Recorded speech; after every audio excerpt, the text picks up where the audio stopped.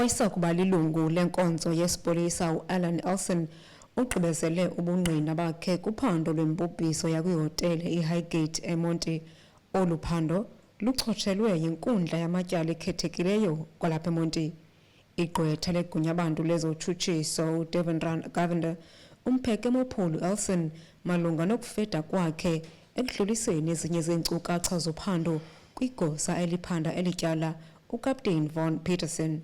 Mr. Elson, I'm just going to refer you to an affidavit that was for Mr. Carl Weber.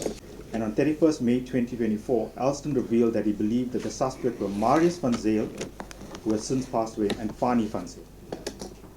So did you tell that to the attorneys of the family? I must have, yes. So you have revealed the names already previously? I can't even recall that. So you can't recall having this conversation about these two brothers to the attorneys?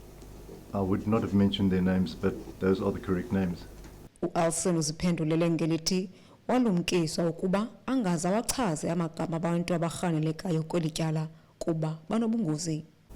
I don't think you understand how serious this whole thing is. I do, No, sorry, I mean from a personal point of view. Yes. From my personal point of view.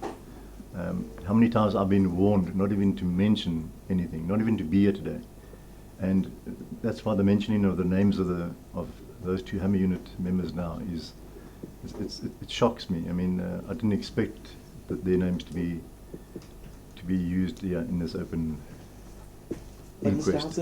Lenkundla isathathe ikhefu kweli tyala iza kubuyela kwakhona ngomhla wama-24 kwinyanga ezayo. Ndingoyamkela Mchiyo kwintaba ze-MPK eMonti.